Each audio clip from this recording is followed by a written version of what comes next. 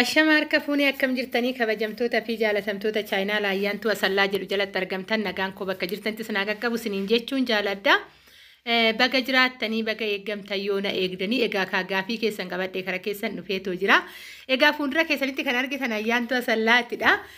Warroonni baay'ee fi shiitii nagaafattanii gaafii keessan as keessatti argattan please viidiyoo haga dhumaa dhaggeeffadhaa siniin jechuun jaaladha. Keessattuu ijoolleen itti dhimmamtan. Egaa kaagaafii keessan kabajeetanidha. Bootaa isaa deemee kanaan gaafachaa jiru.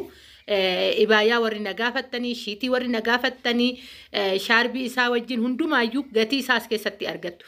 Gatii isaa erga adda baafattaniin booda gatiin isaa meeqa jettanii too nama hin gaafattan jechuudha. Daariktuma xalabattan waan ta'eef bilbila asirrattan isin laxxafa warri xalabachuus barbaadan. Egaa kashiitiiwwan as keessa jira. Iskiriishuutii gootaniituma qofa teechifachuudha jechuudha. As keessaa kan barbaadan hoggaa jiraate. Gatiin isaa baay'ee jiddu galeessadha. Gatii isaasuma keessattan isinii hima. Warroonni ka viidiyoo kana laaltanii sheer walii godhaa. Egaa ka sheer godhuu gubbaarratti baay'ee maayii kana ammoo dadhabdaniirtanii ani gaafii keessan hin dadhabne duubatti hin deebine. Isinis immooyyuu sheer gootanii riyoota keessan biraan ga'uu hin dagatinaa isiniin jechuun jaaladha. Akkasuma warroonni chaayinaa ayyaantu asallaatiif immoo aarawaa taatan hoggaa jiraattan sabiskiraabii godhuun maatii keenya ta'a. Barumsa guyyaa guyyaan asirratti darban wantoota biyya keessa jiran dhugaa ani waan asirratti hubadhee beekuufidha jechuudha. Waa'ee qarshii baasaa gubbaarratti wanti tokko akka waan biyya keessa hin jirreetitti warri ilaalaa jiru baay'ee jiraarraa tanallee jechuudha. Deebisiin hookaan immoo harkumatu biyya nyaatallee ta'een beeku har'allee ijoolleen bitaa jirti jechuudha. Bitaniitu magaalaa jiran kaargoo gizee laalu. Kanaafuyyuu kunooti shiitii gaafattan, ibaayaa gaafattan. Xarahaawwan isaa yookaan shaarbiiwwan isaatillee asuma keessatti argatan hundasaa dhugaa dubbachuu fi kafanni biyya keessa jiddu galeessadha. Oo akka dhugaa dubbanne wanta nyaatamutu irra guddida jechuudha. Kafanni jiddu galeessa akka argaa jirtan shiitiiwwanidha. Baay'ee babbareedaa ta'anii fi gatiin isaatillee jiddu galeessa ta'anidha jechuudha. As keessatti wanti argamaa jiran. Gatiin isaatillee ani homaayyuu miti shunkurtii kiiloo takkatti kan ittiin bittee galtuudha jechuudha. Gatiin isaatillee as keessatti argattu warroonni ariifattan dhimma itti qabaattan taanaan hin ariifatinaa yaadaaf qalbiin viidiyoo laala achiin booda yoo yaadaaf qalbiin laaltan gaafilleen isinitti hin uumamu gaafilleen baay'istan salphumatti as keessa argattan waan barbaadan hundaa isiniin jechuun jaaladha. Egaa kan meeshaalee danuutu jira wantoota baay'ee gaafii keessan viidiyoowwan asuma keessatti ni argattu viidiyoowwan baay'een qaba keessattuu meeshaalee biiffedhaa ta'anillee gatiin isaa jiddu galeessa ta'an qabadheen kara keessan dhufa. Kanaafuyyuu isin yaada keessa saanduqa komentii jala teechisuu bichaadha. Warroonni immoo xalabachuu barbaadan bilbila asirra isinii teechisa isiniin jedheera. Akkasuma gaafiin baay'ate isinillee dhinnamaasaa beektu gaafa gaafii baay'istanii asuma keessa deebii keessan ni argattu waan ta'eef odoo gaafii qannastanii baay'ee tokko natti tola. Sababbiin isaa gaafa meeshaa irra deemtee barbaaddu jedhi gaafa gaafii baay'istu jedhi wanta qabdee gallakkistu wallaalta. Ila kana lamaan ijoolleen keenya adda baafadhaati beekadha. Oduma kafana kan laalta'uun akka gorsaatitti dubbadha. Dhugaa kafanni kun akka nama hawwatu akka inni bareedu isinitti himuu hin danda'u. Kanaafuyyuu gaafii hoggaa baay'istan waan hin taane bituu dandeessu. Oduma laaltan, oduma gaafii gaafatan, oduma laaltanuu wanna ija keessan hawwatu sanniiftanii waan biraatirra buutu. Already asirratti argitanii jirtu meeshaalee kwaalitii ta'e. Kana keessa iji keessan kan hawwate kan bifa kana jaalanna jettan. Iskiriishoot gootanii qalama irra martanii ergachuu bichaadha. Nama sabiraayizis gootan ofii keessaniifis bittanii teechifattan nama biraanis nugaa jettan homaa tokko rakkoon hin jiru. Iddoo mijataa biyya feetanitti isinii geessuu dandeenya isiniin jechuun jaaladha.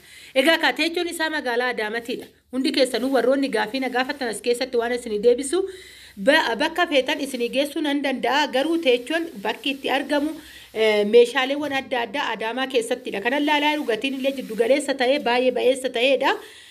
Eessa jirta warreettan ani dhugaadha. Chaayinaalii ayyaantu asallaa jedha ani intala Arsii asallaadha. Dhaloonni kooyi garuu jireenya ilmi namaa bakka itti dhalate kaa'u eenyumtuu haala isaa bakka itti mijate jiraata fejaa ta'eefuu jireenyi koo Adaamadha.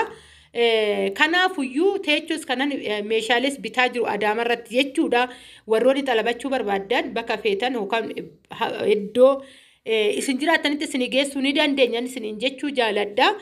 Warri eessa jirtan jettanii gaafii nagaafattaniifan deebii deebisaa jira jechuudha. Warroonni immoo beektan silaayyuu ni beektanii gaafii baay'ee yoggaa isinitti ta'e kan jedhuufan kana isinii deebisaa too jiran isiniin jechuu jaaladha. Dhugaa dubbachuuf kafana bittinii gubbaarratti baay'een itti gammade isa qofaa miti. Meeshaaleewwan biiffee ta'an baay'ee bareeda ta'an ni jiru.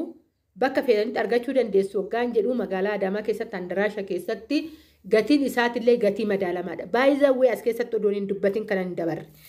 Gatiin guyyaa har'aan gaafadhee har'aa miti kanan bitu. As keessatti fakkeenya birrii 1000 hoggaa ittanii torbee har'aa birrii wayii dabala. Manni karaa dabaluu jira, qaranni dabaluu jira, guyyaa guyyaadhaan meeshaa galchanii isaanillee kana naan jedhan. Gabaa har'aa sitti himna malee ati boru deebitee fudhatta yoo ta'e boru gatii kanaan argatta naan jedhan jechuudha. Kana gubbaarratti wanni isin beekuu qabdanii ijoolleen keenya warri meeshaa gatii isaa isinitti himu gatiin har'a argadhe kanaan boru argadhu. Hatta shunkurtiin hunduu jechuudha gabaa keessatti gaafa bittu torbee har'aa yoo 65 bittee 70 birrii 5 dabalee argita shunkurtiin hunduu jechuudha. Kun immoo meeshaalee qaraxaan dhufuudha. Kiraan kan itti dabaluudha akkasuma gibirri achi keessatti kan itti dabaluudha jechuudha. Innaa kana ta'eef iyyuu wanti isin beekuu qabdan fakkeenya farra shiitiiwwan kun meeqan argamu hoggaa jettanii shiitiiwwan kun dhibbaan argama jechuudha. Dhibba takkattiidha. Kumaa miti. Kuma jechuu kooti soorii. Dhibbaa miti kumaan argama jechuu kootittan dhibba isiniin jedhee shiitiin kun kumaan argama.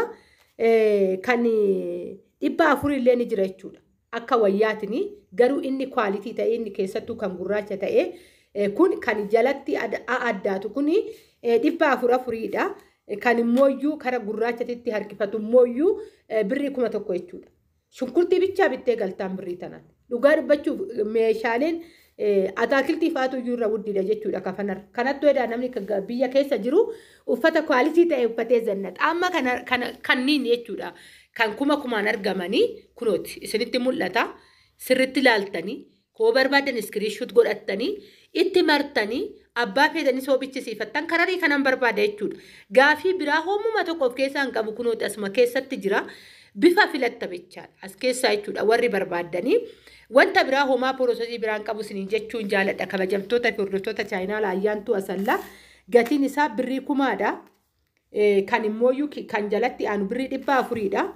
Kanan isiniin jechuu jaaladha.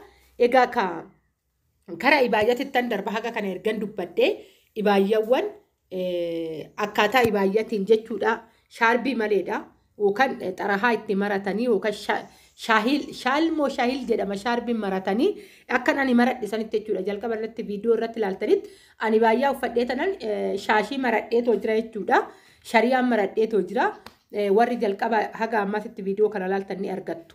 Egaa kan inni sun kophaa isaatitti birrii 400dha jechuudha. Birrii 400dha shaarbiin kophaa isaatitti kan 500 illee hin jira. Haga 1000tti jira shaarbiin. Quality shaarbii yoo barbaadan jechuudha. Shaarbiin ibaayaa wajjin uffatan haga 1000tti jira. Please viidiyoo dhaggeeffadha. Viidiyoo dhaggeeffattan gaafii keessan argattanii isiniin jechuun jaaladha. Kana wajjin kan gurguramu kan isa fakkaatu haga 1000tti fa'aatti kan gurguramuun isiniin jechuu jaaladha. Ibaayyaawwan kanaadha kan duraa keessatti illee argachuu ni dandeessanii fannifamee viidiyoowwan isaa taa'ee jira kan feetan as keessaa filannoon kan mataa keessaniiti. Ibaayyaan 5500dha. Gatiin isaan isiniin jedha. Kan itti aanu immoo 6500tu jira jechuudha ibaayyanii. Egaa kana fakkaata. Irraan isinii deebi'a ibaayyaan 6500 shaarbiin isaa birrii 400 haga 1000ttidha. Kan itti aanu immoo 5500dha. Kan isarraa dhuffattanii kan jiddugaleessa ta'e shaarbii 400 argattu. Kana fakkaatan isiniin jechuu jaaladha kabajamtoota fi jaalatamtoota chaayinaa Ayyaantuu Asallaa. Egaa warri shiitii fi ibaayaan jedha abaayaan gaafadhu naan jettanii haala kanaan kunoo isinii dhiyeessitoo jira. As keessaa kan feetan filachuu dandeessu baay'ee babbareedaa kan ta'anidha. Maatii keessaniifis bittan ofii keessaniifis bittan biyya keessa haala kanaan jira.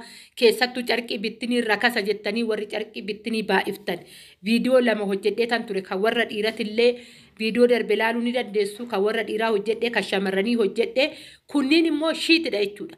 Egaa kan biyya feetanuu hoo jiraattan dubartoonni shiitiin baay'ee barbaachisaadha. Bakka baay'ee hatta jechuudha bakka feetanuu yoo gaademta shiitii keessattuyyuu dubartiin ni deessi ni ulfoofti ni hoosisti. Kanaafuyyuu shiitiin baay'ee barbaachisaadha. Gaafa ulfooftullee shiitiin uffatta. Gaafa deessellee daa'ima kee qabattee deemuuf bakka dhaqxetti akka feetetti daa'ima kee qabattee taa'uudhaaf shiitiin baay'ee tokko barbaachisaadha. akka zannannetti nafnu nuti warri dubartoota akka wayyaa xibbig jedhu uffannetti nafnu dirqama yeroon wayyaa babal'aa nu barbaachisu ni dhufa jechuudha. Warri deessanii ni beektu warra ndeenyeefis immoo kanuman isiniif dhaamaa egaa kan namni waggaa 18 guute waa baay'ee hubata. Waa'een uffataa kana fakkaatan isiniin jechuu jaaladhaa. Viidiyoon koo guyyaa har'aa kana fakkaataa bakka jirtanitti nagaa naa ta'a. Baay'een isin jaaladhaa, baay'een isin kabajaa. Baay baay. Haga viidiyoo biraatti